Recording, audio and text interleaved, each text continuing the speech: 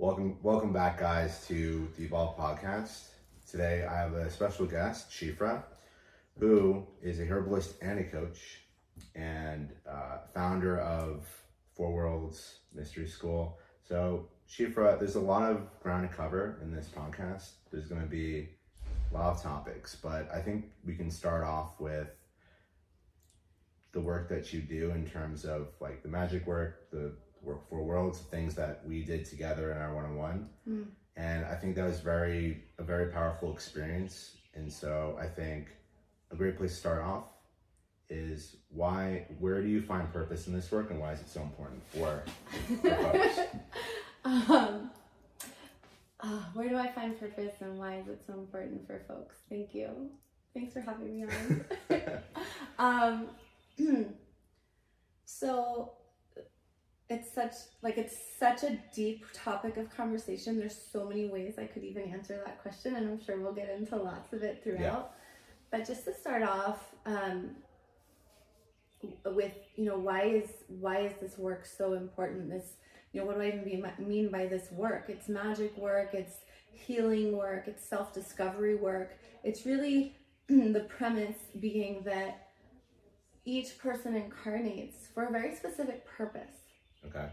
And so, given that premise that is true, then it's very important, this work, so that we get to use the time that we're here as a human in a body on this earth, that we get to optimize this precious little time that we get the opportunity to be in this very unique experience as an embodied soul. And so, part of the narrative of coming in is that inherently in coming down to this world, which is much more dense than the other worlds, inherently is a natural forgetting of who you are, of where you came from, of what your purpose is, of what is our role in this all, and what does it mean anyway? Yeah. And inherent in coming in is kind of that forgetting. And then hopefully as you live, you remember. And if you can remember more faster, all the better. And you can really make a difference in this world. And so it's purpose work because there is meaning and there is purpose to each person's individual life, and even to I almost gamify life to this game as a whole. What are we doing as a whole population of humans? What are we doing as an individual soul? And so to me, that's of the utmost importance because we get a limited time here. We don't know how long we get, and we want to make the most of it. It's so important. Do you think that's a challenge that most of humanity faces right now, that they don't recognize this vessel that we're conduiting throughout this very small time and space? People don't find that to be quality or unique, or they're not, or maybe they're just not aware of. Well, I think a lot of people yearn for it. There's something that's missing, and we can talk about that yearning, because that yearning is, again, very specific and plays a very purposeful and specific role, and is meant to be there. Okay. But I think a lot of people, whether they identify as on deeply in a spiritual path or not, or just kind of tinkering, a lot of people do feel this something's missing, or this yearning, or I want to know that I'm connected, or when I pray, is it even heard, or how do I get in touch with that guy? A lot of people have that question. And at this time, what's very interesting is that many people have been disconnected from the wisdom lineages of their ancestors. And I feel very blessed that I happen to have been born into a lineage that, even if it's changed or maybe it has its own things, it is still connected very, very deeply, way, way, way back to the ancient rituals and the ancient wisdom. And I've been very blessed not only to be born into a lineage that is true, but then to have found teachers who have not only taught me, but initiated my remembering even more. Can you dive a little bit more into that? Because folks might be listening well, I want to know my lineage. Right? Exactly. So dive a little bit more into what that means. Well, so this is so important, and this is why why it's meaningful, and this is why this is applicable to people of any lineage. So for people who are listening, regardless of what lineage your ancestors came from, or even regardless of if you know. Because the truth is at this point, we all have a little bit of mixing of stuff in us. Yeah. And I mean, even someone who's pure of whatever lineage still is like, yeah, but they went from here to here to here. Like, There's still a journey. It's a journey. And I mean, there's hundreds of thousands of ancestors that lived and died so that we could be here. Hundreds of thousands. Yeah. Wow, and so regardless of lineage, though, people are thinking, well, I want to know my lineage. Here's the thing is, there is a way to get in touch with that. And part of what I'm teaching, so this is something I've inherited from my lineage and from, the Kabbalistic lineage from the Jewish mystical tradition. However, while there are, so this brings us into the concept of soul nations. Okay. So let's go there, because in that is guidance for people of how to find their lineage. Okay. So with soul nation, so let's put a pause. So the importance of lineage, right, is that when you go down that route of exploration, does that give folks like a better sense of something about themselves? Like, why is it important to explore lineage? To wake up one day and lineage be like, is slightly similar to but different than soul nations. However, okay, so I will just say that within the Four Worlds teachings is what I call the elemental patterns of reverence. Okay. So while there might be certain things that are in Hebrew, for example, that someone might not resonate with, underneath that is an elemental pattern that applies to all humans. And so there is a map, and Kabbalah in the Four Worlds gives us a map and a chart for how spirit comes into form on a macro and micro level, meaning the whole universe, us as humans, and the ideas that we want to bring into form. Okay. And it gives us a map, and in that map are principles that apply to everyone. And so what I've been able to do in my work that's very unique is to take this lineage that I've inherited, to kind of distill it to its elemental patterns and go, okay, these are the elemental patterns that are applicable to everyone. And then from there, here's how you connect to that and take it in a way that's unique to you, and take it in a way that's unique and applicable to your purpose and whatever that looks like. So that answers the first question. Yeah. So when people discover or rediscover this lineage component to their life, what does that typically look like from your experience? Like, what does that look like for folks? Like maybe like me, who wake up and they're like, I don't know, lineage, and then they get rediscovered. We're honing in on the lineage thing a little more. Okay. The lineage, part of my point is that if you've completely, if someone doesn't even know what lineage they're from, it's okay. Yeah. Because there are things that are innately human that belong to all humans. Okay. And that's part of what I'm able to distill out and offer to people, so that they can reclaim that I'm from this earth too. My ancestors are from this earth too. Even if you don't remember, or even if you do remember where they're from, but you just don't connect to it, or don't really remember the mystery that was before they were colonized. Even if they're European, at some point they were colonized too. But they had mystery before too. Right. And you might totally have forgotten, or you might be from the same lineage as me. Either way, there are patterns through which we can map out.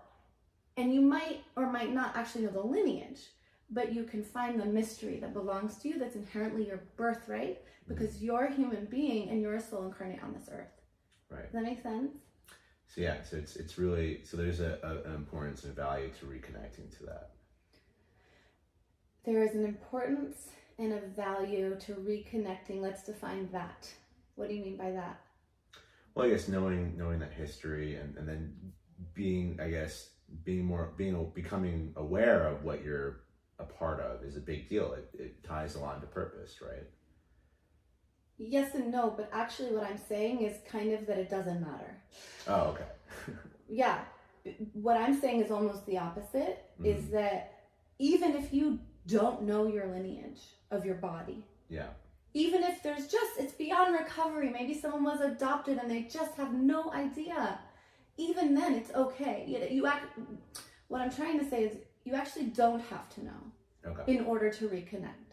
That's a good thing. It's a good. Like if I had to know. I'm so glad that you clarified that, because I think that's a pain point for so many people. It's like, but I don't know. Or maybe they did ancestry.com, but they're not sure. It's like, but they have no stories. And like, it's actually fine. You don't have to know in a logical sense in order to rediscover the connection in your soul and in your heart. And that's what I teach. Yeah, and I resonate a lot with that, because I feel like I'm a normal human being, and I at times get paralysis when I'm trying to figure things out. And logic paralysis, Logic paralysis. So I'm so glad that we clarified, because what I feel so passionate about is actually to empower people, because so many people are disconnected from knowing the specifics of their lineage, and even if they know where their ancestors came from, still they might be completely disconnected from any kind of wisdom path of their lineage, or mystical tradition of their lineage, or magic tradition, or healing tradition. All of these things, which are different ways of saying the same thing. And what I'm saying is that's okay. Yeah. That's okay. Don't zero in on needing to know that too much. Right. It's okay. Because, again, there are some foundational, very simple, practical, foundational principles that create a simple map for anyone who's human. I think you're speaking a lot of people's language if you say there's a simple something. It is so simple. It's the 4 worlds. There's 4 stages. Yeah. It's so simple when we get into it. It's like there's 4 stages. There's 10, maybe 11 steps to each stage. It's so simple. And it's applicable no matter what lineage you're from. So that's my point. Because it's a pain point of so many people I talk to, and they want to connect to a mystical lineage, but then there's the whole thing of cultural appropriation, or there's the whole, there's a lot that gets in the way, and then so many people feel floating around like, well, what about me? And what I'm saying is, also you, this belongs to you too. And you can find it within yourself, even if you didn't get all of these books that told it to you. There's a way to actually remember it, and remember it without appropriating. And that's what I show people. It's bringing like power back to the individual. Yeah, which then brings power back to the collective. Yeah, I think that's special. That makes a lot of sense to me. It's so special. Otherwise, we're floating around and disconnected, and it's so painful. And while that disconnect, like I said, that yearning plays a very specific role, we want to know that also we're connected to something, that we're here for a reason. And there actually are reasons, and it is a mystery, and it's also so simple when you get into it. It's so simple. That makes me think a little bit bigger, Do you think that's all of humanity struggles with this, or do you think it's like a Western versus Eastern thing, where they have differences in, I guess, that that separation versus connectivity component? Do you think us in the West have a more disconnect? So, what do you notice? What's really interesting, and I've traveled a bit, and I can always observe other people and make deductions. What's really interesting is I only ever actually know my experience. Right. And at the same time, I think it's twofold. I think it's an innately human experience to be seeking, to be growing, to be yearning, to be discovering. I also think that we're unique in the West, where there isn't necessarily a cohesive culture that you are born into or necessarily belong to. Right. You really get to choose, for the most part, often in the West, in a way that isn't always like when I went to the little mountain towns of Peru, to the little, to the campo, to the little pueblos. There's already like one inherent culture up in those mountain towns that they're born into, that they belong to, that, in a place like the West in America, it is this Mod Podge that can be more confusing. And even so, and I was born in America, right? And I was born into a specific culture, but into a very like faded version of that culture. Yeah. That I had to then go rediscover it. Mm-hmm. And I do still think that seeking is an inherent human experience, regardless of where you're from. And I also think it hits some people deeper than others, and it just depends what your path is. Yeah, depends where you are on that path. Yeah. So I wanna sidestep a second, because there's clearly you've had a ton of experience in this area. I want to go back in time. You've traveled, on this topic of on a global side, what we're talking about. Can you dive a little bit into your history of how you first started getting into this work, and what you started noticing along the way? Yeah. So it's funny because somebody texted me the other day, and he's like, so where did you do your shamanic certification? Which is so much our world, right? Yeah. Like, where did you do your certification training? Like, was it a 6-week course or what? Like, and I was like, oh boy. Coding boot camp. Yeah. Was it a shamanic boot camp? Right, which is interesting, because that's something I talk about too, is there's all these mystery schools, and even the one, my mystery school. And then there's like the secret mystery schools that are just in these little tucked away cobblestone houses in the towns in Israel that you don't get invited to, and you can't look for them. You just find them if you're meant to find them, which is what happened for me. And it's interesting because, my sister recently was telling me she was in Tzfat, which is in northern Israel, and it's known as like the birth city of Kabbalah, and it's where all of these great Kabbalists lived and learned and studied and like were from, and it's just a very holy city. And there are Kabbalists there. I mean, there's Kabbalists in many places, but especially like the energy is there. Do you mind explaining a little more about like what Kabbalists and the shamanic world looks like to someone who Yes, I will. is, there? Oh, wow, new words to me today. yeah, Kabbalah and Shalom. Okay, sure. Let me just finish this thought though, absolutely. to conclude it, and then I think that's great for people. But what I was just gonna say is that even then, she said, yeah, I'm meeting all these like young women who like came to Tzfat to like study Kabbalah and find a teacher, and they can't find one. Okay. And my point with that though is like, how do you hear what's meant for you? How do you follow those steps? Because my life, you asked about like my history in my life, and I mean, we can talk story for hours if we want to. We'll tell more stories after we define those words, but my life has just totally been this journey of following that thread. And I found teachers, and the teachers some of the main teachers that I had when I was in Israel, and many since then too, but they weren't the teachers at the big schools that were advertised. They weren't the teachers that you could find if you did a Google search. Right. But they were real teachers. Not that the ones on Google aren't. I don't know if you can find me on Google. I think you can. But, Probably. But it's something you find because you're listening, and that listening, again, it's what I do and what I teach. But yeah, let's go into like what is shamanism and what is Kabbalah. Yeah, I'd be interested to know, your experience with those different areas.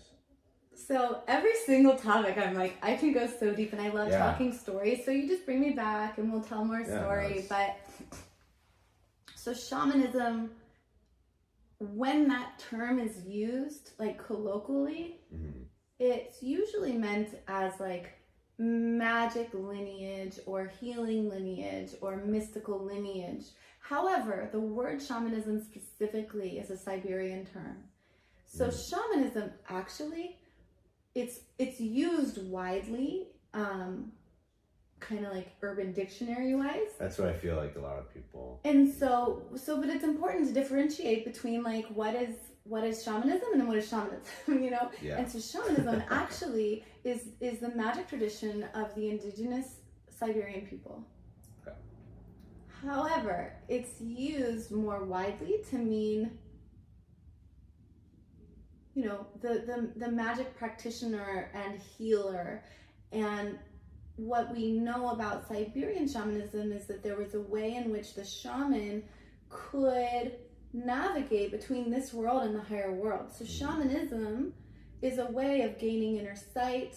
It's a way of navigating between the different realms and the different worlds, and then bringing, this realm up, which is what we're all here to do, and then bringing messages from that world down, and then bringing, being able to see that which, I it's funny, like I love to go dance, I'll go to parties, but I don't usually take medicine or drugs because I already see the colors. Yeah. I see color trails like all the time since I was 4 years old, and probably before. I just don't remember before that.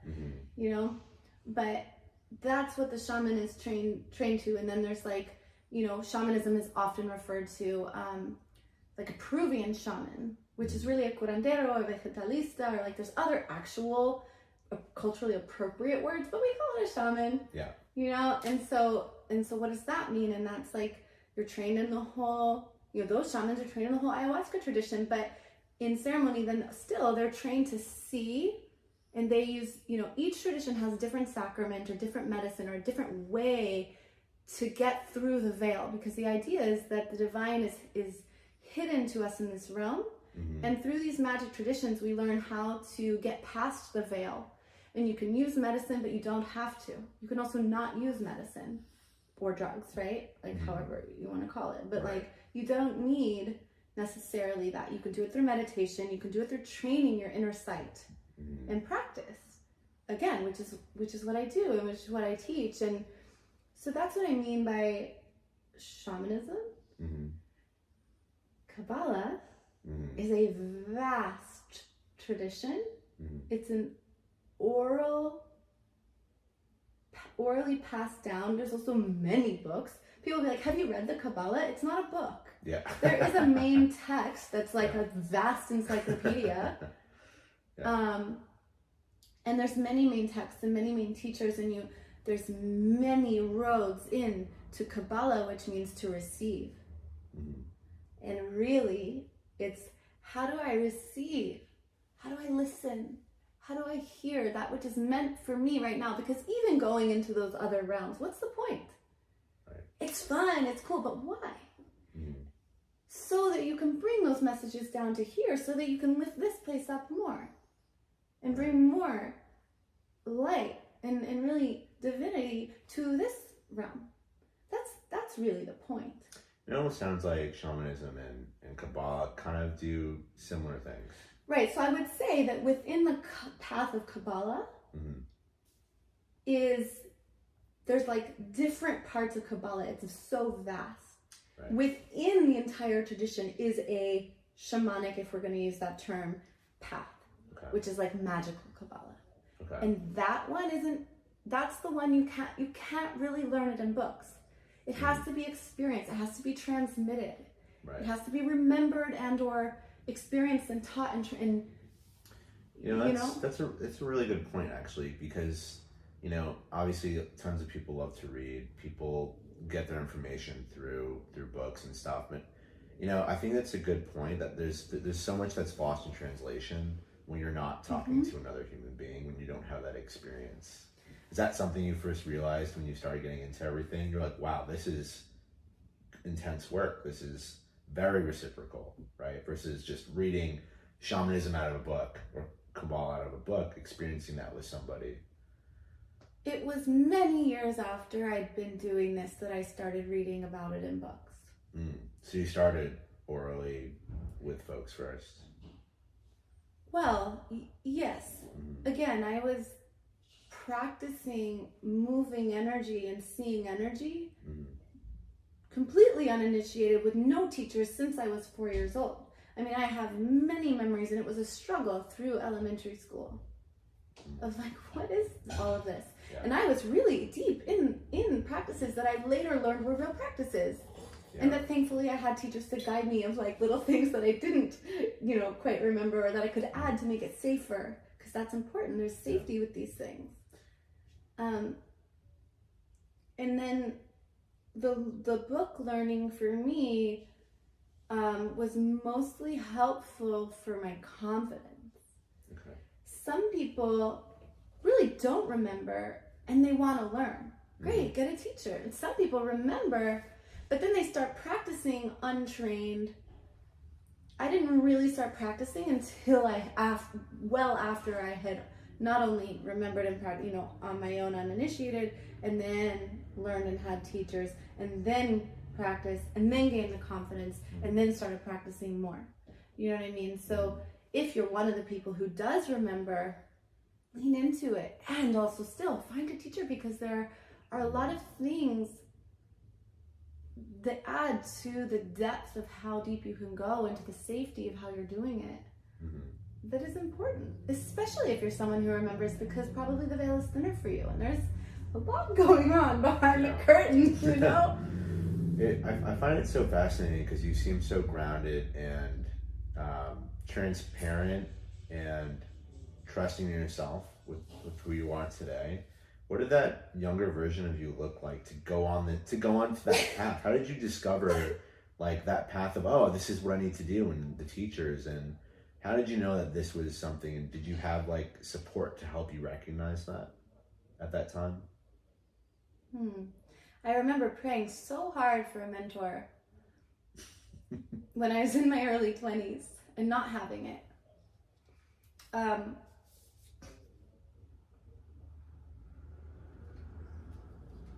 It's been an ongoing evolution for me. My first shamanic, if you will, she was Cherokee trained. Teacher, really, was when I was 15 years old, living in the forest of North Carolina. Okay. And that was incredibly impactful, because I was kind of like a slightly different kid. Even in 5th grade, I have memories of like searching for it. Some things are just in you, but how to awaken the things that are in you, that's the real question. Because not everyone's like me, but everyone has a thing that's in them that they came in with, that they can remember. Yeah. That's the key. The key isn't to remember necessarily all the things that I remember, unless you want to. If you want to learn these things that I know, it's great. Yeah. But what I really teach is how to remember the thing that you know. What did you come in with? Right. That's where it gets really cool. Yeah, that's interesting. It's like, when we're young, I feel like our superpowers of who we are way more prevalent, but then they get closeted and then they get kind of packed in, and a lot of people don't maybe have the same experience of being able to have that opportunity to explore that, guide it. Well, sometimes, most of the times maybe we do, but in different ways. It's interesting because now that we're talking, I'm remembering, it's like, what did push me that way more? And actually, I was in a lot of pain. And I think sometimes in this world, if we're not listening, or we're kind of being misguided by whatever, society or false beliefs or other people influencing us, how, if we're not hearing the subtle messages that are usually from our heart or from the whispers, how's life, how's God, how's the universe, the divine, whatever you want to call it, going to speak to us? It gets louder and it gets louder, and that's why you hear of someone that, God forbid, like has like a tragic thing happen, and then they make the change. So hopefully we listen before something happens. But for me, now now that we're in the conversation and I'm remembering, it's like, oh yeah, I was in so much pain. As a young woman, I had really severe eczema. Oh wow! At a young age. Since I was a kid, but then it got worse and worse and worse until, through college it was pretty bad. And then after college, which is also coinciding around when I went to Israel, it was so horrible. And I remember even then getting back from Israel, and it got even worse, like the worst. And like my neck, my whole neck was like, it was like an alligator skin. It was It was horrible. And then it was all over my body. Ooh, I can just feel it. Like, remember the feeling of it, where it just felt like burning. And it was this red hot rash, itchy. What kind of pain was it that solicited all of that? So imagine that a person is in a body that is covered in a red hot, burning, itching skin. Yeah. Case. Very uncomfortable. It's extremely painful and uncomfortable and irritating, and nothing can fix it. And you go, and it's like all the dermatologists and everything that the best Western medicine can offer is like, I don't know, like we could shoot you up with cortisol like at this steroids. point. Like there's just nothing, and even then that doesn't work. And this is how, like, when we get into the healing, is there's a way of differentiating between what kind of ailment it is and like which world is the ailment rooted in, and then there's a whole way you can heal it from there. But that sounds really cool. It's different worlds, different healings. It's so cool. Yeah. We'll get into that next. I'm waiting for the moment where we were like, so now let's talk about the 4 worlds, so I can perk my ears. Well, what was I just saying? What was I just talking about? We were just talking about the healing, the eczema. So it's like, but everyone's is different, and for everyone, like, I mean, you guys listening, and it's like, what is the thing that's hurting? Because there's a message in that. Yeah. And that's why, like, for me, Western medicine, I'm not against allopathic medicine. Allopathic medicine is usually what we mean when we say Western medicine. But it's usually treating symptoms.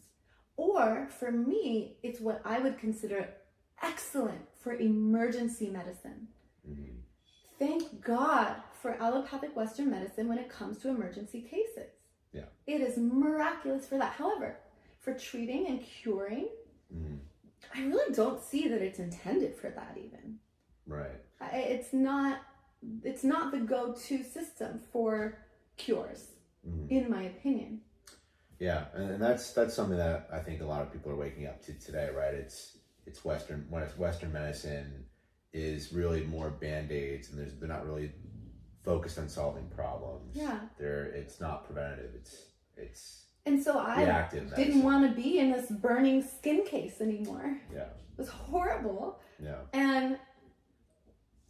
And so then I, went to Israel, and I was discovering, and I started learning energy medicine, and I started learning herbal medicine, and I'm a trained clinical herbalist. And I mean, I spent a year at one of the best schools in this country for that. And, I trained in herbalism, but it was like, even that, like I did everything. I learned the different things, but then it was like, but for me, because of my path, that set me on my path. It was like, no, you're not going to get away so easy. You have to get to the root of it. Yeah. You have to learn how to get to the root of things, which is why, like, we did a session together. I won't share the details of it, but I get to the root of the thing. I think it's interesting that you're talking about, like, certain, like, issues within certain worlds, because in our session, shame's a big one for me, and it's like, it's so interesting how, like, these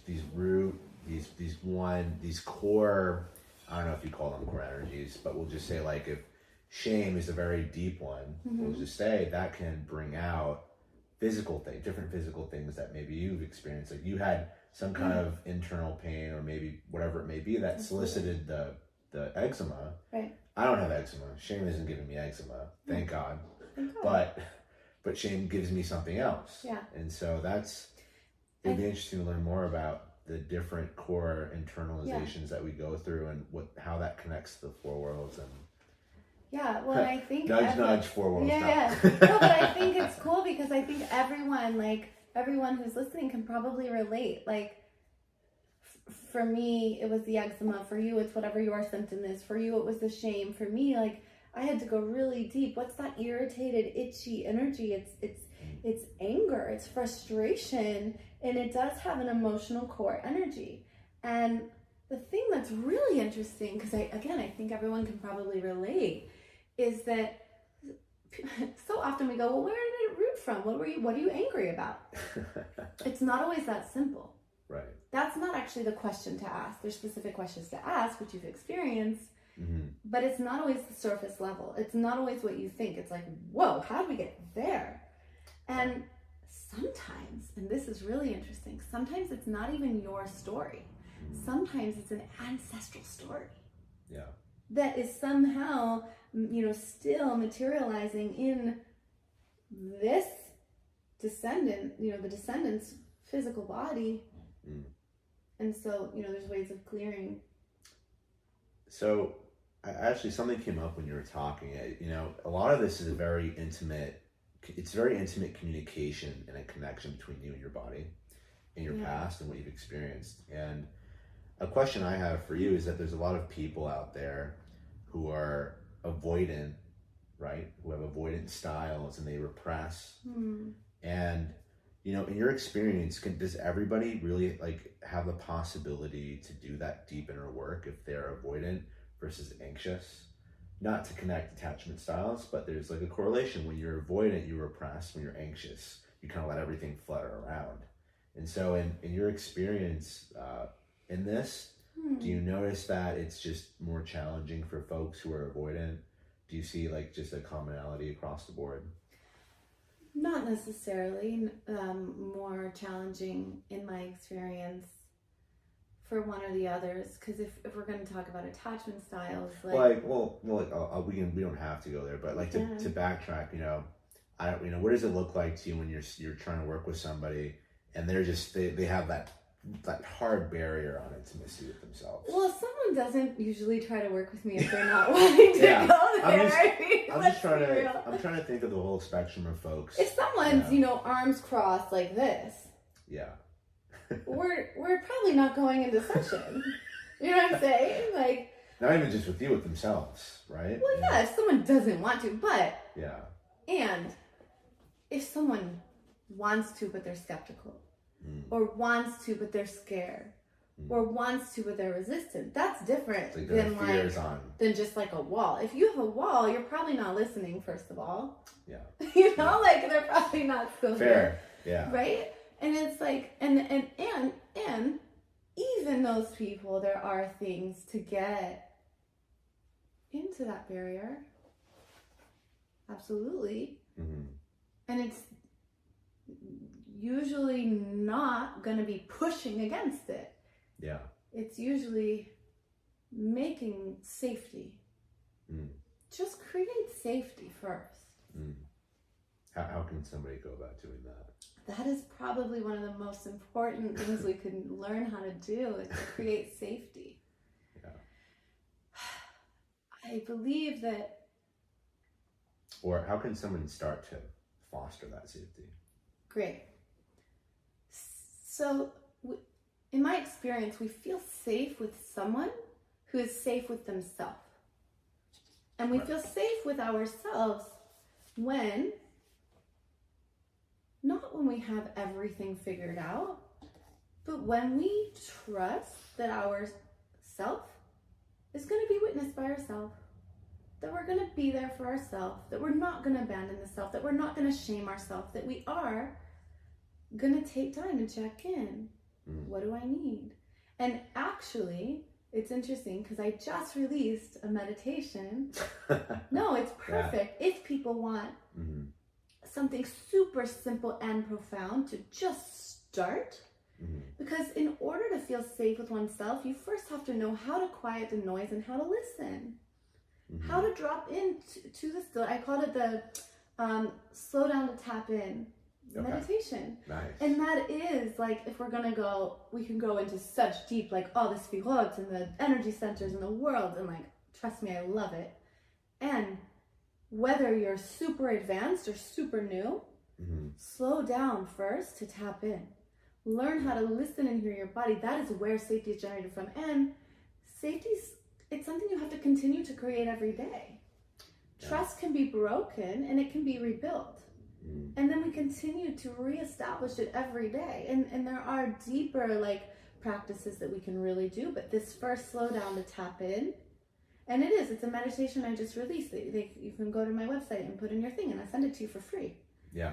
It's so beautiful, and with it comes a training on the 4 worlds, so you can learn about that too. So you've heard it, guys. Just if you want to generate that safety, she's got the meditation ready for you. It's a good start, and we can certainly talk about it more right now. But I think it's interesting that to create safety, you slow down. You first slow down. It's like if you're continuously moving, you're not giving yourself that attention to be able to think about when accidents happen. You know, we imagine someone and they're in their head and it's kind of chaotic and they're just moving too fast and they didn't see, and oops, they cut themselves. You know, or they were distracted and there's so many things, and then oh my god, they ran the red light. You know, you think about when lack of safety happens. It's when there's either dissociation or just so much distraction or so much noise. Tension's divided. You're divided. Yeah. And when you know that a person is, you can feel, people feel safe with me usually, thank God, you know? Yeah. And it's not because I always feel safe with myself either. Mm-hmm. But when I feel scared, which, let's be honest, it's often. Yeah. I tend to it. Mm-hmm. To the best of my ability, and I forgive myself. And so I would say that is another really key thing to learn, is the art of forgiveness. Yeah. The art of forgiveness is foundational. Like, you want to be a mystic, you want to be a magician or a shaman or like this high practitioner, I strongly recommend that anyone who wants to go into a higher realm, absolutely as a prerequisite, deeply practice the art of forgiveness first. Like, I warned you. Yeah. You know, like, I won't tell you what to do or not do, but don't do that, you know? And there's different levels of forgiveness, right? Absolutely, it's still being cultivated. I still cultivate it. It's a daily practice. Yeah. Yeah, I mean, forgiveness is just something across the board everybody can understand, whether it's forgiveness, forgiving yourself, forgiving people. And it's an art. Your energy centers, if we want to get into that, your sfirot, your chakras, your energy centers, however you want to, those things are all pretty similar and correlating to each other. As you practice things like gratitude and forgiveness, we'll just stick with the forgiveness right now, your energy centers actually change. The makeup of your energy body, for someone who can scan and feel and see energy like that, changes. Which has an effect on how one feels, how one acts, the decisions one is able to make, the thoughts that one even has access to having come in. Like, something that's really interesting I realized is, like, sometimes in life you'll just have this idea and it's like, well, that is so obvious. How did I not think of that 5 years ago? And it's like, my goodness, how did I not think of that 5 years ago? But my channel wasn't clear enough to have received that thought 5 years ago. And so in the meantime, life was happening to get me to clear the space, to be able to get the next idea so that my vessel could be ready to act on it. Because the thought, whatever it might be for you or for me or for you, can come in and you could have your soulmate walk by. You could have the most brilliant idea that's your purpose. If someone says it right out to your face, hey, you should do this.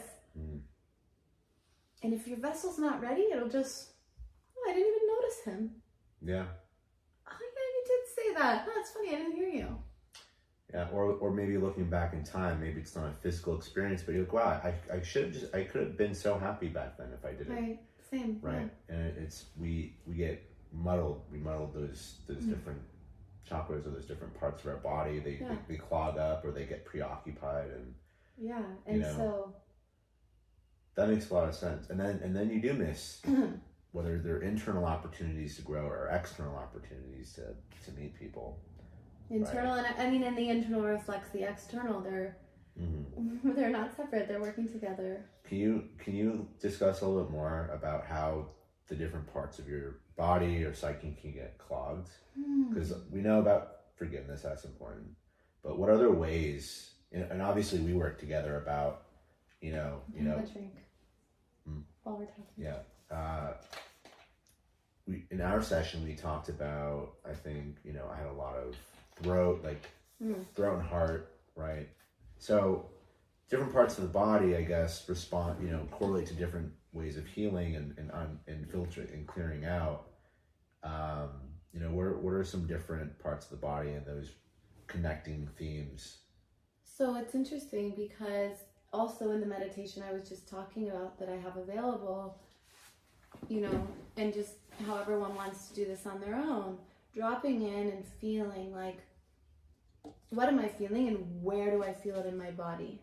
And what is the sensation? Because the truth is certain beliefs, thoughts, stories, experiences, whether your own or ancestral, can get lodged in different energy centers, and different energy centers are directly correlating two parts of your physical body.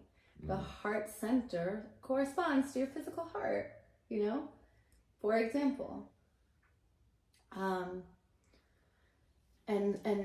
yeah, it is interesting how like certain experiences and stories like can actually get stuck in the physical body and then manifest like that. Yeah, that's something that I found very interesting, because it's like these stories that we have that then get, I don't know if you call it like lodged, or they just get placed in these different parts, right? And then you go through those stories, and then they kind of clear up a little bit, but then like you unravel them, and then there's more there, right? So There is until there's not. They unravel until there's no more story there, right? And you can eliminate them so quickly when you know how to do it, though. That's the thing, is at first you're like, oh my goodness. Yeah. This is actually lifetimes of stuff. And then, so clear it. It's so possible to clear. If it's one thing I learned if it's one thing I recognized in our session that I think is very applicable to the folks listening in, is you can forget a lot of stories from the past and not recognizing the magnitude of how heavy they are. Because you get used to carrying weight, but over time, just like we get used to seeing our face in the mirror, we get used to the identity we tell ourselves, we get used to the weight that we compile over time, until you talk to Sheefra to let you know, hey, this story is 100 pounds, whoosh, and then that lifts. Right? And it's so like, wow, and it's a specific process. It's not just like talking like, oh, we're gonna schmooze. You know, it's a very specific process. Yeah, there's no schmoozing. I mean, we might schmooze whether you're doing that with Sheefra or somebody else or yourself, this process, it's not just a dialogue of schmoozing. It's a dialogue with being present with yourself that I've felt. I think that's really important to differentiate. Is like, even my experiences in therapy, which is helpful for other reasons, or with really insightful friends, is not the same as like actually extracting trauma from the nervous system and from the emotional body and the physical body. It's different. Not that it can be helpful to discuss something or journal about it or talk about it, but it's just to note that that's different than going through a very specific methodology that is from ancient wisdom created to help us become free from that stuff in our body. Yeah. And also too, like, there's a difference between talking about it in a session or talking about it in a deeper way, and just because you can mention something very traumatic in a conversation and detach emotionally from it, and detach and talk about it separate from whatever that is. Right. There's a difference between talking about it in that format versus talking about it with yourself and somebody in a way that you are connected to it, which is what we did. Yeah. Well, even or you train me to recognize it and connect the body and the right. what it was. And then I actually took you through a very specific process. Yeah. But it's so smooth that it almost feels like we're talking. Right. But it's like, but once that connectivity is there, right? And now, and what I love about this is like, even just having done it once, the way you'll relate to stories will already have changed just from one time. Yeah. Yeah. I wanted to say one thing though, just because if people are like, might be like, what? It's like in your body, what are you talking about? And just to give a really simple example that everyone can relate to is like when people are going through a lot of stress and then it's like, oh, there's tension in my, you know, whatever. Or like, you know, people will feel tension in certain parts of their body during stressful times is like, I think something that we can all relate to, that is a very obvious example, because when we get into like deeper ailments, it can be more complicated for especially people growing up in the West, because this is very, very widely known in, if you go into the Kabbalistic tradition or if you go into Eastern medicine traditions, it's like obvious. Right. But if you grew up in the Western world and with Western medicine, it can be a little more like, wait, this more chronic condition or this more severe ailment could be connected to something like emotional or connected, you know, the stories are connected to the body. And so I just wanted to give that example for people who are listening of like, well, when have you ever been stressed and then notice that something, you know, was hurting? And, you know, even right now, I think most people, there's something like thinking right now, like what's the thing in the physical body that's a little uncomfortable on you right now? I started this journey, I think in my early 20s, when I had this eureka moment where I realized, we as humans, we give out and we take in data, right? It's like input output. And a lot of people, just take in data and they don't organize it, they don't think about it, and that bottles up if you just leave all that there, right?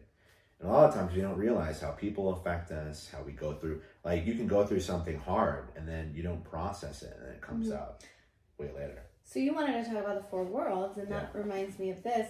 This is the way I teach it. Yeah. Because there's a lot of ways to slice a pie. Yeah. But the way I teach it, you said something about like there's stories that you don't necessarily remember. And then when we talked, it's like, oh, that story was 100 pounds and I had forgotten about it. Yeah.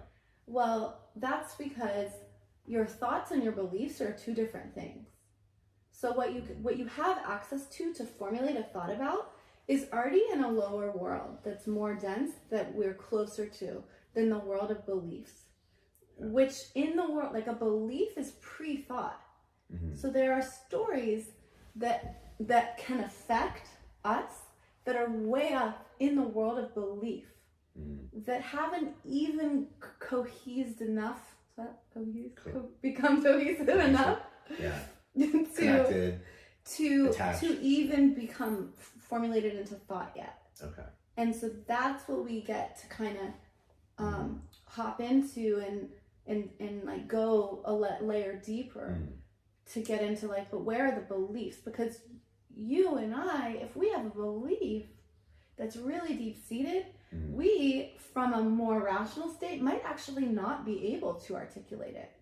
Yeah. Unless you get into a deeper place of connectedness where you can access this higher world. It's a different world in the way of Kabbalah that we talk about it. Yeah. And do you feel like the thoughts breadcrumb to the beliefs, or is there a different way to access that understanding of how you see your beliefs? The thought?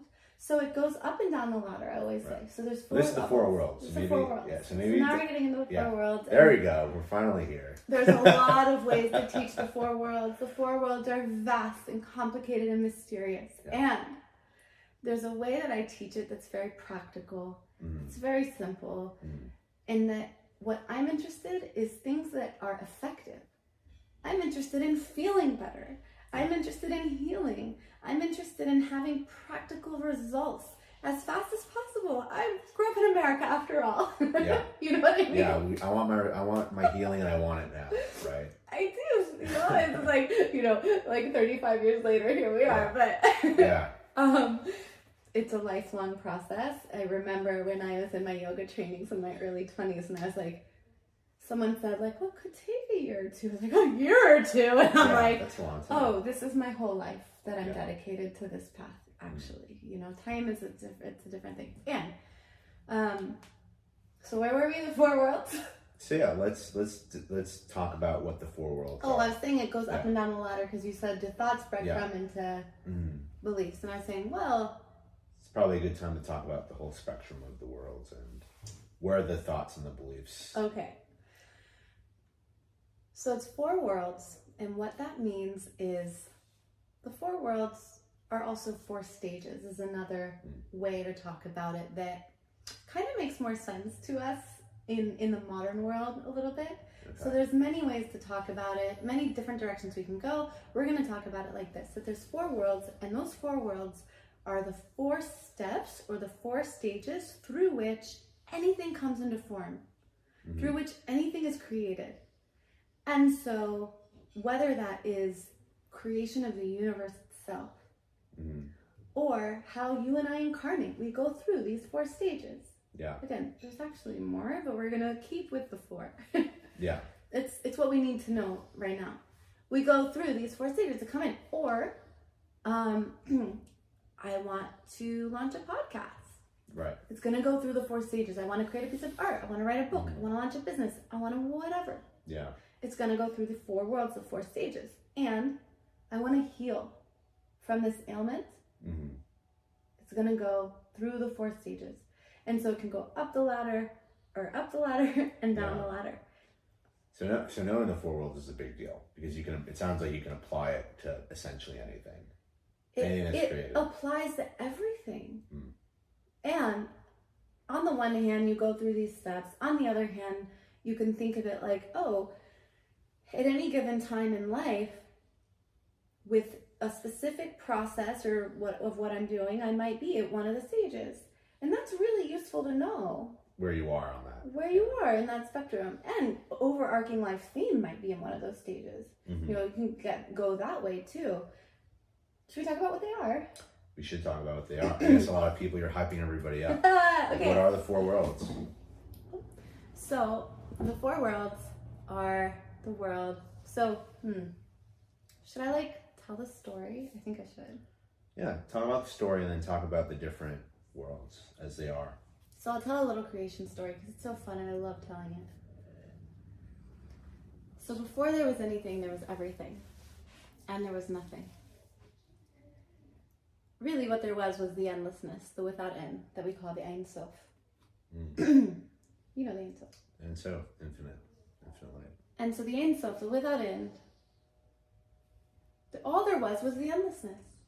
And there was nothing else because the endlessness took up all of the space, so much so that there was no room for anything else to exist. And then one day, as the story goes, because we're anthropomorphizing the infinite, which, you know, is really not even fathomable, but we try. One day, the infinite said to itself, you know, I'd really like to experience being in relationship. But there was no space to create anyone else because it took up all the space. So then it had to create a void. Now, as you listen, think of how this relates to your own creative processes. I want to create something, but I'm so full of life and busyness. So the infinite had to create a void. It had to constrict itself first through a process called Tzimtzum, and then it created the void, which is called Tohu. We're simplifying it, but it's okay. Yeah. Now there's a void, now there's space, but you can't create anything in the void because it's literally a void. There's no material. Yeah, it's the whole point of there's the void. Nothing. There's no material. There's no clay to mold. So the infinite sends a ray of divine light down into the void called a kav. And this ray of divine light is just enough energy to animate creation, but not so much so as to just overwhelm it and obliterate it. And that kav, the way I teach it, it goes through the four worlds. Okay. And as it goes through the four worlds, it goes from completely non-density to coming into form, to density. Okay. And so those four stages are, in Hebrew, the world of Atzilut, the world of Beria, the world of Yetzirah, and the world of Asiya. The way I find it most practical and useful to us to think about it is the world of beliefs, the world, which is also the world of emanation. So it's the world of emanation, it's like the essence, which is the world of beliefs. Next, it's the world of creation, the creative process, which is the world of thought. Next, we have the world of formation, where things really start to then go from this creative chaos to actually coming into having structure and form. And that happens through, this is really key, when we understand this, everything changes, through speech. With my words I create, abracadabra. Right. Abracadabra isn't just for pulling rabbits out of hats. Right. And emotion. So much power in that. And then the fourth world is the world of action, and it's the world of action. So we have beliefs, thoughts, formation. Beliefs, thoughts, speech and emotion, and action. Speech and emotion and action. Okay. Belief, thought, speech, emotion, and action. Emanation, creation, formation, and action. I think that tying it back to the session we did. So that's the part I really liked when we got to the speech part. Yeah. You know, walking through those stages of the four worlds, people, it's. I've noticed this as I get older. The more you vocalize, the more you actually put out. It has a resonance. There's a purpose. You can feel that there's energy there when you speak. And I think a lot of people, if you're if you're avoiding or you're repressing, you're not speaking, you're getting stuck in one of those, in those worlds, right? One of them, or somewhere along that path.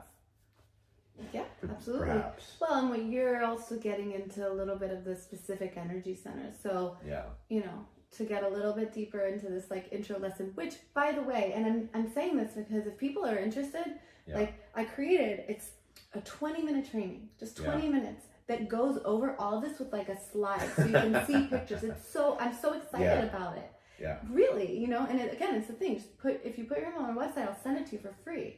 So just saying, because we're going over so much, if people do want to learn more, it comes with meditation. There is a consolidated format that Sheefra's made for all this stuff we're talking about. Yeah, it's so good. And it comes with a meditation, and it's free, and I'll just give it to you. And yeah, I'm so excited about that. But what you're getting into right now is a little bit of the energy centers as you helped a little bit too. I think it's just, you know, I like to mention things that people could go, oh wow, like that's a noticeable thing I do or don't do, right?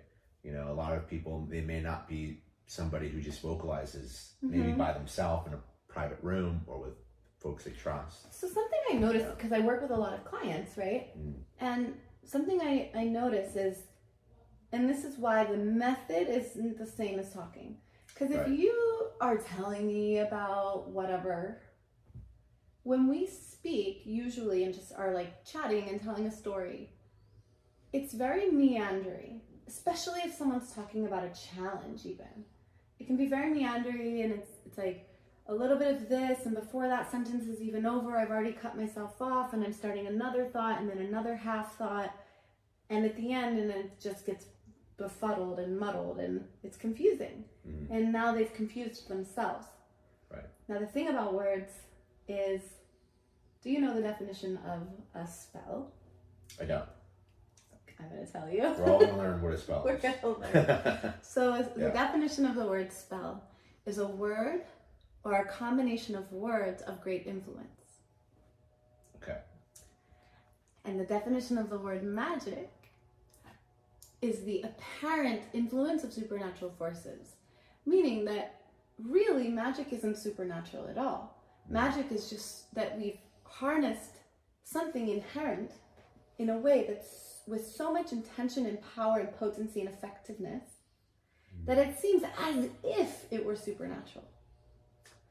So what I do with people, what I did with you, and what we can learn to do, what we can all learn to do, is to harness the power of our words, because that is that third world of formation where things really start to come into form, whether it's healing or whatever.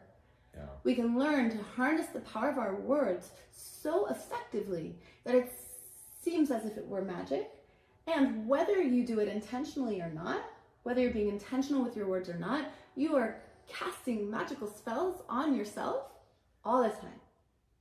And not only on yourself, but other people sometimes. And on other people, especially people you have influence over. So like if a parent speaks to a child, or someone you really respect says something, or even a doctor says something to a patient about what the diagnostic is, or how long they have to live, or like that they're going to heal. Like there is power, and the more belief, the more power. So that's super fascinating, because like in the personal development world, right? Like you hear often about very, very successful people. They will not say anything negative. Like they try as much as possible. It's not recommended to say anything negative. Yeah, it's like there's a lot of people who will say, you know, I try to refrain as much as possible. There's no, you know, negative speak in the office. It's only you convert that to something that's like, whether it's actionable or real. And I like that, you know, and I catch myself all the time with saying negative things in my head. And, and then it's like, oh my gosh, like I can only imagine like if I lived a life where like I'm just saying this out loud to people. Like it's or to yourself. Or to myself, and then out loud, it's magnified. Because how often do we say negative thoughts to ourselves in our head? Self-criticism, pressure, judgment. So often. Yeah, it starts off, like you said, with a belief and a thought, and it can get magnified. Yeah, and so with the translations, you know, there's a fine line too between not saying anything negative ever and only being positive to this kind of like way that becomes spiritual bypassing, where it's like everything's fine, and like, no, actually there's a problem that needs to be looked at, that needs to be felt, that needs to be recognized, right? So there's this fine line of like, how do we navigate that line when actually there is a negative thing happening or feeling going on, but we also don't want to empower it by speaking into it. So what do? Because we also don't want to ignore it, and we also don't want to empower it with our words either. So what do we do? So what we do is the thing needs to be felt, and then we speak into the solution. And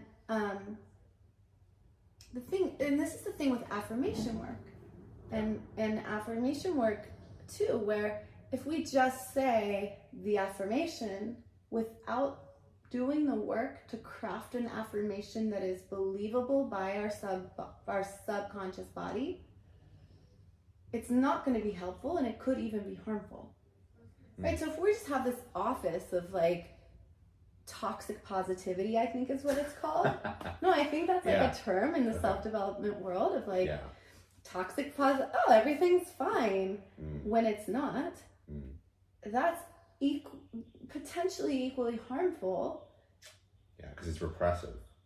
It's repressive, and then because that thing actually does need to be felt and seen. This is how we cultivate safety, is by feeling and seeing the thing that needs to be felt and seen. That's part of cultivating safety. And so if we just repress it, that thing's actually going to get louder and louder, and like, no, really. And that's where life starts to speak to us in louder ways that can become more painful. So then we learn how to craft powerful affirmations. We learn how do we translate a negation, oh, they don't feel good, to, oh, they need to prioritize rest this week. And we actually get more specific and more accurate with that, and can then implement a solution. It's way more enjoyable. So how would one go about, because I feel like a lot of people get stuck at the first spot, which is they try to create the affirmations, but then then they don't know where to go from there, right? So glad you asked. I mean, I do that all the time. Like, I have positive affirmations, but then I'm like, is this really gonna integrate? Yeah, and sometimes it's just annoying. You're like, looking in the mirror saying, I am insert the blank, and it's like, but why don't I feel it? Yeah. So I'm so glad you asked, because guess what? So I created a training that I literally call How to Create Powerful Affirmations That Work. If you sign up for the other thing, it gives you this awesome welcome sequence. It's like 6 emails over 6 days where I just like over deliver. Yeah. And I give you that training. It's on like day 3 or something. So if you sign up, open the emails, because on the 3rd day or something, I give you, again, just because I love you, because I feel like this is so important and it's so useful and applicable to people.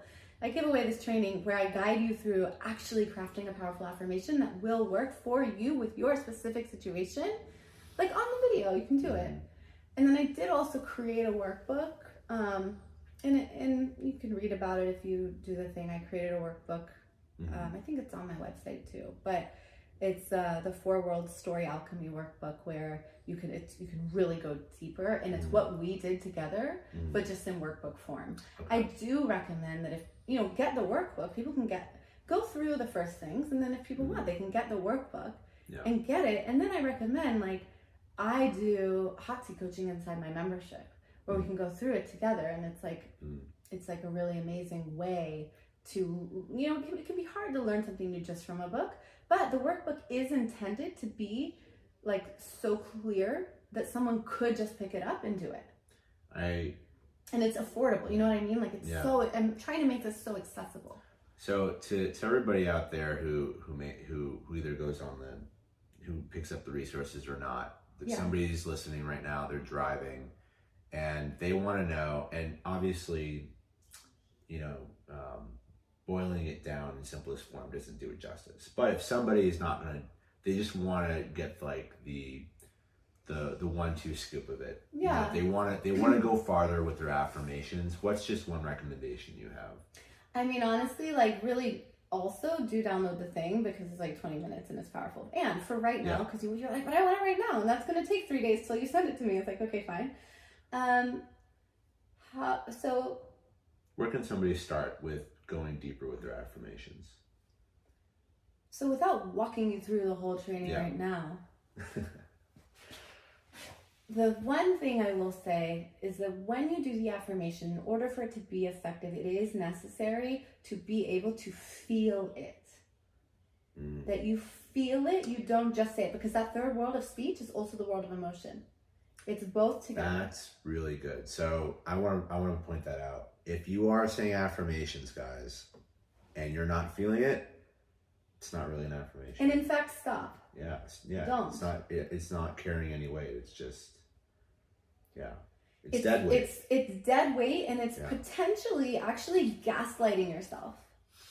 Because if your inner child or your sweet but precious heart is feeling a certain way, and it needs some care and attention, and you're just going, no, I'm fine, I'm wonderful, I'm fine, I'm great, and your poor precious heart or your inner child isn't feeling that, you're actually gaslighting your inner child.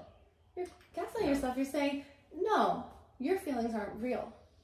Oh, don't do that. That does not create safety. So it's true what you just said. Like, and that's, in the beginning of this talk, I mentioned people who are avoidant, and that's a big challenge for a lot of people, going from that one step of it being a real affirmation by connecting it to emotions. I feel like a lot of people in the world have a harder time than others augmenting and connecting and integrating their words to their emotions. And I guess it's in part creating that space for your emotions to kind of... And again, like, I created that sequence for people to like give for free the tools to do that. Because that's the foundation. That's where we got to start. Yeah, it's like literally don't even start with affirmations if you aren't ready or just in the beginning. Figure out first how to slow down. Yeah. To tap in so you can feel. Because that's how you can clear away some of the clutter. Yeah. The next step is to create the affirmations. Now like the 4 worlds. Yeah. First, if there's too much going on, there's no void. If you just add affirmations to this already, completely full mind or space within yourself, it's not creating actually anything. First, you actually need to pull back, create the stillness, create the tohu, create the void, just like in the creation story. This is gonna sound like a very silly metaphor, but I'm kind of imagining the 4 worlds as almost like different parts of a gun, and it's like you can't fire off the whole 4 worlds if there's clogs, if it's not like you have all these things. If there's too much commotion, right? It's not going to be the best output, right? It won't, you won't be able. It could even backfire on it. Yeah. You can backfire, but you can't even fire appropriately or as qualitatively as you want and get that healing as that doing as good as a healing if you don't work out the different worlds, right? And absolutely. So and I guess I'm assuming in your resources there's like within those worlds there are things that you can focus on to better clear them out, to understand them as you function. Yeah, I mean, in the mystery school we go deep. We'll go really deep for sure. But it starts with feeling. And is that one of the worlds that most people get caught up on, is the feeling and speaking part? I mean, that world's just very much like the bridge. Okay. That is the bridge between the tangible and the non-tangible. And they're all equally important in different ways. Yeah. Yeah. Okay. Yeah, they all have something unique about them, obviously. But it's just I was thinking in terms of what thinking to myself, what do I experience the most? Where do I get caught up, in that misfire, or where Well, and again, you have to remember within the worlds are the spirot. And so there's these, 10, 11, however you count it. Most people say 10 energy centers. I teach 11. It's complicated, but you teach these 10 energy centers, and so the energy centers are often where there's a block too, or like I like to say, when I did the card reading for you, because I created the Kabbalah card deck, I like to say, life is giving you experiences for your own evolution and growth, for your own benefit, and healing, etc. And each experience, the way I see it and in this system, each experience is intended specifically to help you expand and grow one of those specific energy centers within one of those specific worlds. And so the worlds are very important, but the energy centers themselves, the sfirot, are also very important. And so it could be a specific sfira where there's the challenge, where the challenge is getting. And so that's where, like in the card deck and in the book that goes with that, which when you buy the workbook, you get an intro to the book also. And it goes into a little bit of that. And then like the Sfirot is where we get more specific. And I can't wait for that to come out, but it's not out yet. But it's okay. And that's what I do, like in the membership, and like that's a place where people can learn more about it, because it gets very deep. It's more than, we're not going to go through like all of that in one podcast or something.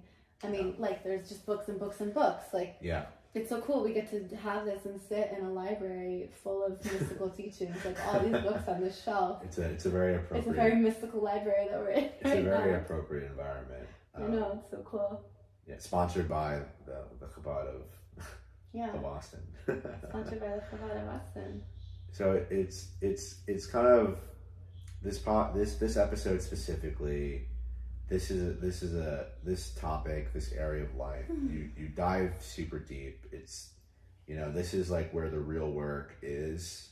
And it gets very personal very fast. And like I think a common theme that we're talking about is, whether it's on a societal level or on the individual level, there's this disconnect, and there's a stepping in to a space of healing, and that's like an action of itself, and learning how to do that for yourself again, because we're not taught in public school or private. We're not usually taught.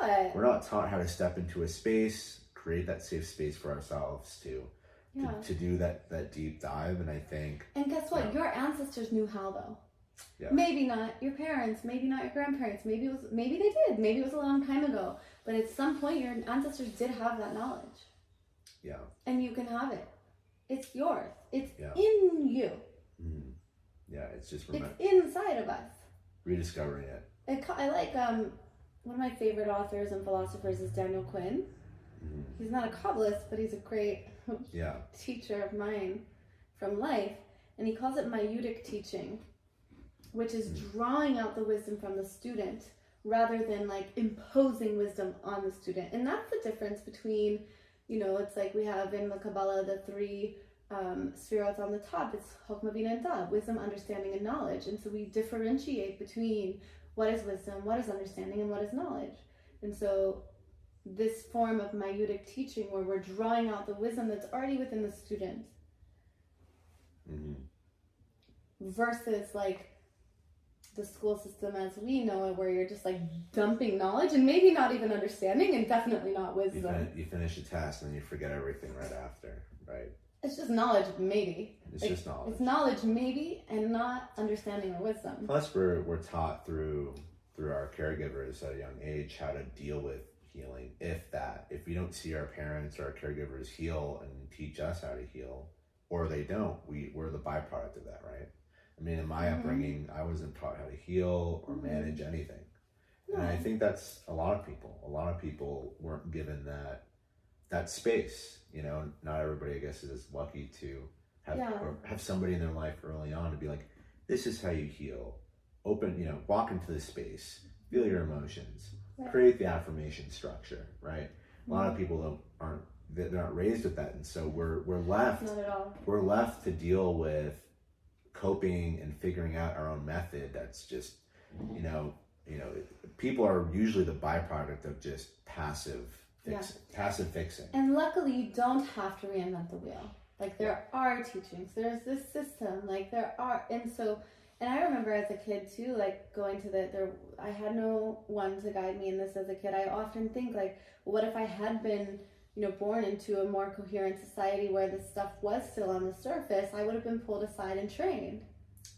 at a young age, and maybe many of our, listeners, we all would have been pulled aside and trained in something that was more really related to our purpose than like school did. We all would have been pulled aside, and that innate wisdom would have been drawn out of us, and for each of us it's slightly different, and for each of us it's equally important.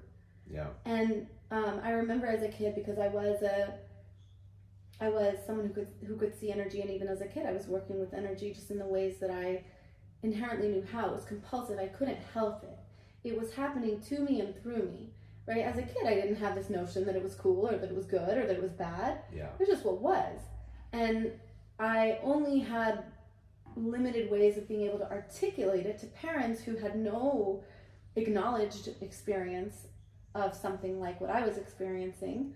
And so I remember like trying to articulate it to them, and like even going to the pediatrician, to the doctor's office, because I was having this problem, and trying to explain what was happening energetically. And it was energy that I was experiencing though. And, and she checked me and I was fine. And no one knew until many years later did I find someone that actually knew what I was talking about. I was like, oh, thank God. Oh my God, this is a real thing. There's entire lineages and mystery schools dedicated to teaching these things. Oh, what a relief. It's frustrating because in Western society, there's a whole library of this energy work that is just unheard of, right? It's like a whole aspect of life that's forgotten. And a lot of it's not written down. I mean, a lot of it can't be written down.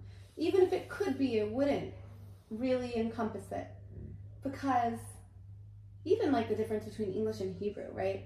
If something's written in English, okay, it's written in English. And maybe there's some hidden meaning, or it's allegorical, or like... But in Hebrew? Every single letter exists on actually more than just the four worlds. There's more than just the four letters, but at least there's the four worlds of meaning to each single letter.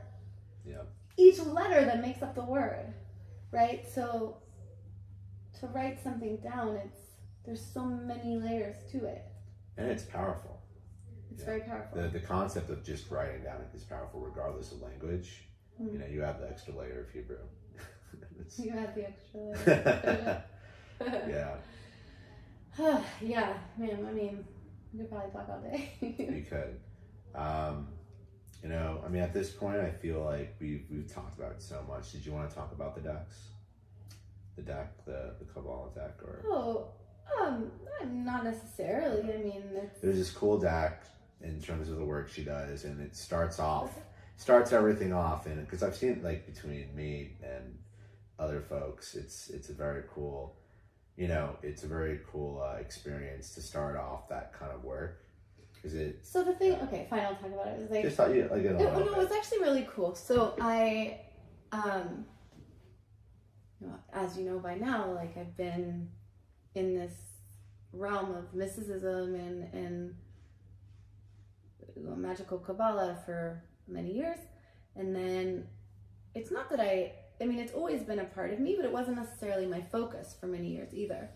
And then, this is now 2 years ago. It was like several years into my coaching practice, and I sat down, and I'm in my tiny house in Oregon at this time. It was a couple years ago. I'm in the tiny house in Oregon, and it's just so peaceful there, and beautiful and quiet, and it's really a great environment to like channel something.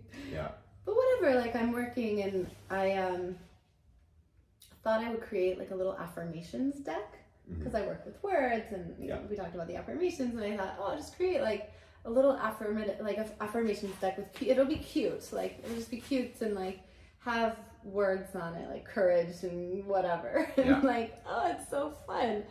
So I sit down and I'm creating this deck, and all these Kabbalistic images and principles are just like knock, knock, knock. They're like coming in, and I'm like, it was so loud. And this is why it's so important to be able to hear those things. It was so loud. I was like, okay, fine. Like, you don't belong in this deck. It has nothing to do with what I'm trying to create, but fine. And so I just did it, and I just put into the deck the images that were coming through as I came through. Bam, bam, bam. Like, very quickly, like in a matter of days, I had an entire deck And I looked at it, I was like, it was based on the 4 worlds. It was, there was this Rotor in here. It's like a Kabbalah deck. I'm like, this is so interesting. And what was really cool is like, I don't know if you've ever played with tarot cards, and I had a little, but I wasn't like super into it or anything. I've done it a couple of times, yeah. It's like fine. And by the way, my deck isn't meant to be used for divinatory purposes, because I know that's like a thing, and we don't really do that in this tradition, and it's not how I use it either. Yeah. So just so everyone knows, it's not how I recommend to use them. It's not how I use them. It's not what they're for. But I looked at it, I was like, this is kind of like a tarot deck. Like, this is cool. And I looked it up, and it turns out that tarot is based on Kabbalah. That's completely, like, actually. Yeah. Legitimately. That's like, whoa, I just created a tarot deck from scratch. Like, that was cool. So I created this deck, and I added a couple of cards, and then it was done, and I wrote the book for it, and so cool. And it's still in progress, because since then I've probably given hundreds of readings. Yeah. Hundreds of readings. Well, and it's so fun. It's a super cool deck, you know. And it's so fun. Readings, like one-off readings aren't something I always do, but if someone like really, really, really wants one, they're like, we'll figure it out. You know, because I love doing it so much. It's like, don't tell, but like, we'll figure it out. I just think it's cool. I see it as being really powerful, because it's like you pick your 2 cards, whatever amount of cards, and it's like you connect it to the 4 worlds and everything. And so the idea starts that whole process. You know? So it's fun. So I'll say, like, okay, for people at home, like, you're thinking about, like, what question, if you could ask, like, God a question, right? You could ask your higher self a question. Like, what question? Yeah. It could be an exciting thing. It could be a challenge. But, like, what would you want guidance on? Kind of like if you were going to play with tarot, or if you were going to, ask a question. And you kind of hold that question in mind. And the idea is that life is giving. I think of it like a video game. I love this video game analogy where it's like, life is giving. Okay, here we are, like, this is totally a metaphor, but we're like sitting up here, we're like, hey Daniel, let's incarnate. Like, that would be fun. Okay, cool. Like, let's incarnate. And we're like, cool. Well, we gotta pick our avatar. You know when you're like playing Mortal Kombat as a kid? Yeah, you start the game, you choose your character, right? You're like, choose your character, choose your avatar. Like, oh, like this girl over here, she's got a cool outfit, she's got a cool weapon, and but she's got these weaknesses, but man, she's got this really cool trait and this really cool tool. All right, I'm gonna choose her, and I'm gonna like give up a little bit on these traits because she's got these traits. I'm just gonna go for that. But I know that in this level of the game, meaning this incarnation, I'm gonna be working on developing those things for her, but I'm gonna have these benefits. So similarly, I'm like, oh, how about this like Sheefra character? Like, she seems cool, you know? And it's like, well, she's gonna have these places that need developing, and she's gonna have these strengths that you're gonna come in with. I'm like, okay. So then you go and you have these strengths, and then you have these things that need developing, and then life is gonna serve you up with experiences, and those experiences serve the purpose of helping you develop those specific things, and those fall place in the energy centers within the world. And so that's what the cards do. They kind of say, this energy center within this world, work on developing this in accordance to your query. And again, it's not divinatory, because really it's going to fall on how does it resonate for you. And so it's that maieutic process of, it's drawing out wisdom from inside of you, and it's about how the card reflects you, and it's about how you ask the questions. And the workbook that I created that's for sale, it actually can be used with or without the cards. So it's fun. The cards aren't unfortunately available quite yet, but they will be, and they're so beautiful. I'm working with an artist right now. So I designed all the art, but now I'm not like a graphic designer. So now I'm collaborating with my friend who's a beautiful artist. And they are just magical. Bring the deck to life. But yeah, so that's what the deck is, and it's fun, and just like follow along with the process, or the readings are super special. When I get into it too, I've been to like events where I'll be doing live readings. I do them over Zoom all the time. I'll do them over Zoom. But I have been at events where I'm doing like one after the other, and I just get into the channel and like into this zone, and it's like a flow state. So fun. That is my flow state. Honestly, like the funnest thing is like people are doing like a retreat or an event, and they want to hire me out to do like a day of readings for everyone. I just love that so much. It's so powerful. Like, people get an immediate takeaway and like impact, and it's fun. And like those sorts of events are just wild. Yeah. Yeah, I mean, I've experienced it firsthand, so I know and it's so fun to do in group. That's what's so cool, is this work can be done in depth one-on-one. And like I'll have like one-on-one clients that are like one-on-one, and I've done this with like 30 people in a room. Well, you did a short version with our friend at Shabbat when you hosted. And you that was playing. That was like playing. But to that example though, it's cool. You can do it just playing. In a crowd, and it still has an impact. You know, it does. Yeah, and it's a different impact. And that was like super lighthearted, and then in a crowd where it's more intentional, even like that's so fun because it's just like bam, bam, bam, and we're going, and it is like wow, and everyone's just getting insight from everyone else. Because, for example, if you've been listening while we're talking about things, probably many of the things we said were resonating for you guys, right? And because you're relating in your own way, how do you relate to that? And so it's the same thing when you do these readings in groups. It's like, as a bystander, you're also taking in and you're thinking. Yeah, you're like, how does that resonate for me? And you're applying, and you're hearing me go through the prompts with them, but you're playing it on yourself, and it's so cool. It's powerful stuff. And it can take, we can go deep and take hours doing it. Like I do these like VIP days with people where it's like, I'll go with you, do what we did, but for 6 hours. And we might do that's a long day. But we might also break it up with breaks. Yeah. We might do a little bit of like sometimes depending on what they need, I might do a clinical herbal intake and do a custom formula, which is like a nice thing to add and get in the world of action and like tangibility a little bit. We might do energy where, we might do different things. So it's like a 6-hour thing, or literally in a group of 30 people, each person gets just a few minutes, and it's bam, bam, bam. It's a different experience, but it's both are so powerful. Yeah, it's like a marathon with breaks, but powerful. That's awesome. Oh, I love this stuff so much, as you can tell. Thanks so much for coming on the podcast. You're welcome. I think the work that you do is very important, and I think so many people, if they take that next step to dive in to themselves, it's this work could really change lives. Yeah. So it does.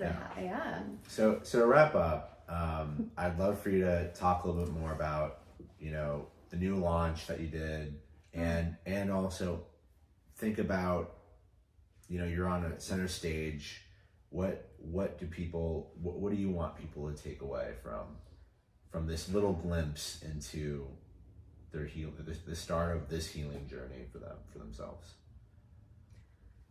Let's talk about the launch in a second, but just while it's on my mind, you just reminded me when you asked that question of a client that I had, and she came to me and she was like, she's already a Reiki master. By the way, I don't practice Reiki specifically. It's not something I've trained in, that specific modality of energy work, but that's fine.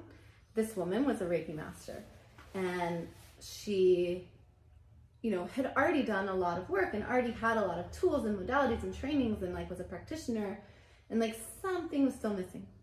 That yearning, that void, what was it? Yeah.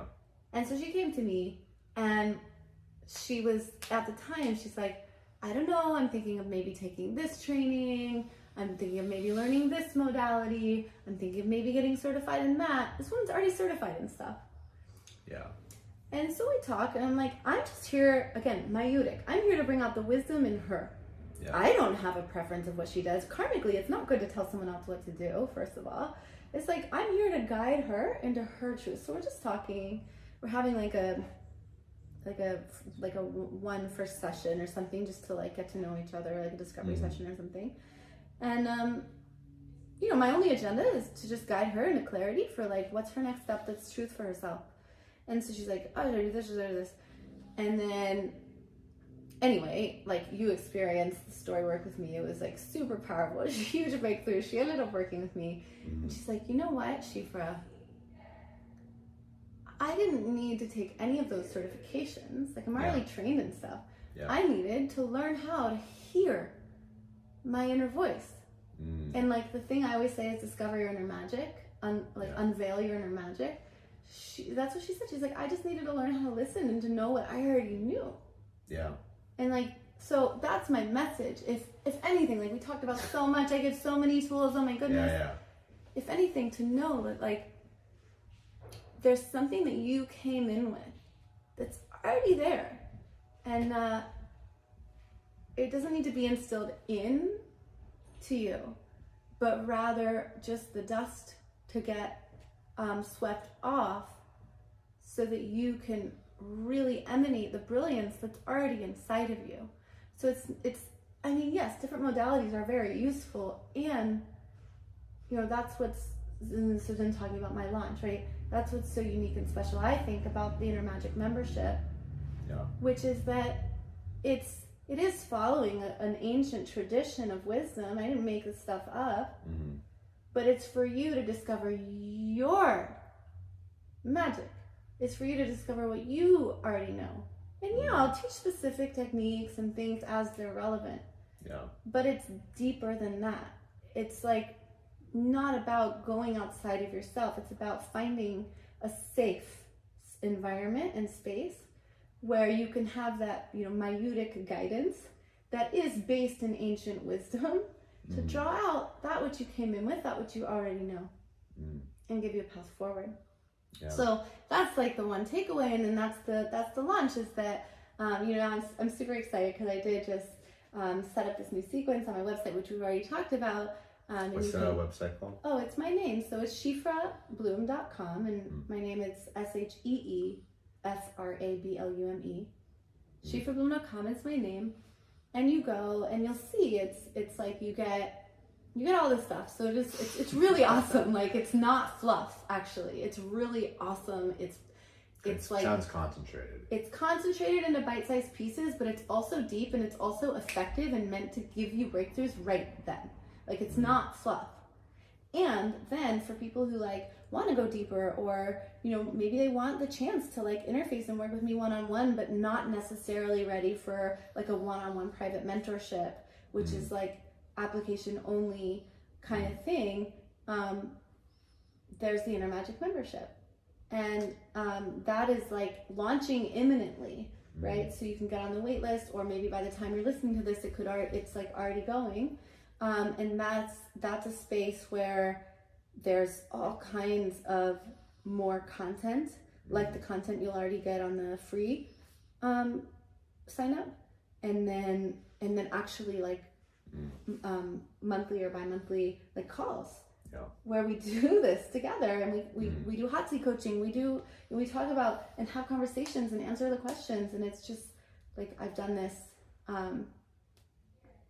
so many times. It's so much fun. Yeah.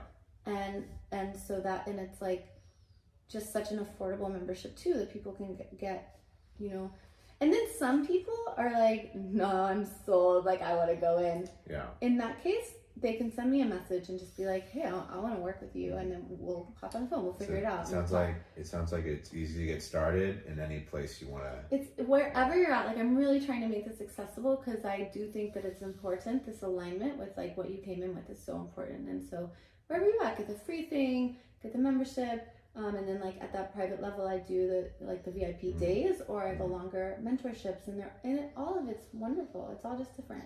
Amazing. Yeah.